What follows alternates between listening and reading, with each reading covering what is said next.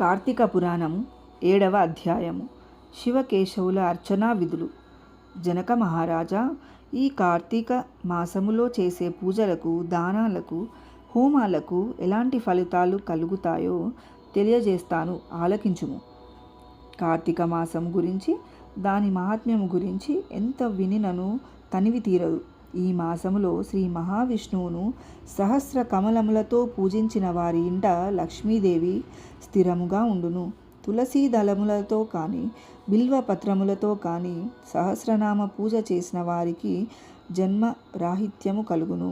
కార్తీక మాసమునందు ఉసిరి చెట్టు కింద సాలగ్రామమును ఉంచి భక్తితో పూజించిన వారికి కలుగు మోక్షము ఇంత అని చెప్పుటకు వీలు కాదు. అదే విధంగా బ్రాహ్మణులకు కూడా ఉసిరి చెట్టు కింద భోజనము పెట్టి తాను తినినచో సర్వ పాపములు హరించిపోవును.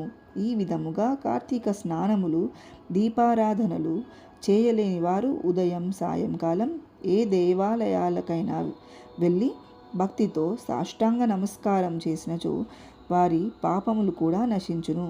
ధనవంతులు శివకేశవుల ఆలయంనకు వెళ్ళి భక్తితో దేవతార్చన, హోమములు, దాన ధర్మములు చేసినచో అశ్వమేధము చేసినంత ఫలము దక్కుటయే గాక వారి పితృదేవతలకు కూడా వైకుంఠ ప్రాప్తి లభిస్తుంది. శివాలయంన కానీ, విష్ణు ఆలయంన కానీ జెండాలను ప్రతిష్ఠించినచో యమకింకరులు వారి దగ్గరకు రాలేరు సరికదా. పెనుగాలికి ధూళి రాశులు ఎగిరిపోయినట్లే కోటి పాపాలైన పటాపంచలైపోతాయి. ఈ కార్తీక మాసంలో తులసి కోట వద్ద ఆవు పేడతో అలికి వరిపిండితో శంకుచక్ర పద్మ ఆకారములు ముగ్గులుగా పెట్టి నువ్వులు, ధాన్యము పోసి వానిపై ప్రమిదను ఉంచి దానిలో నిండుగా నువ్వుల నూనె పోసి వత్తి వేసి వెలిగించవలెను. ఈ దీపము రాత్రింబవళ్ళు ఆరకుండా అలా వెలుగుతూనే ఉండవలెను. దీనినే నందాదీపము అంటారు. ఈ విధంగా నందాదీపం వెలిగించి నైవేద్యం పెట్టి కార్తీక పురాణము చదువుచుండినచో హరిహరులు సంతోషించి ముక్తిని ప్రసాదిస్తారు. కార్తీక మాసంలో ఈశ్వరుని జిల్లేడు పూలతో పూజించిన ఆయుష్ వృద్ధి కలుగును. సాలిగ్రామమునకు ప్రతిరోజు గంధముతో అలంకరించి తులసీ దళములతో పూజించవలెను. ధనము బలము కలిగి ఉండి కార్తీక మాసంలో పూజ మొదలైనవి చేయని మానవుడు మరుజన్మలో కుక్క జన్మము ఎత్తి తిండి దొరకక ఇంటింటా తిరిగి కర్రలతో దెబ్బలు తింటూ కడుపు కాలి అన్నమో రామచంద్ర అని దిక్కులేని నీచ స్థితిలో మరణిస్తాడు.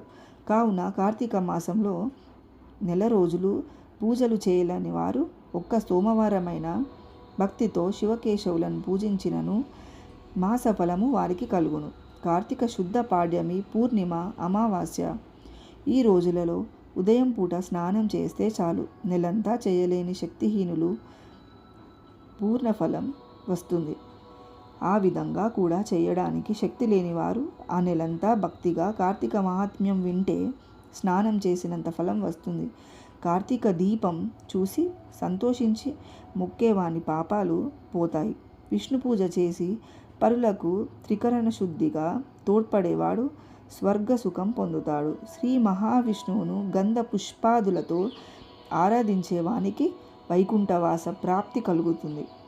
శ్రీహరి సన్నిధానంలో సాయంకాలం పురాణ పఠనం, శ్రవణం చేసేవారు వైకుంఠవాసులవుతారు.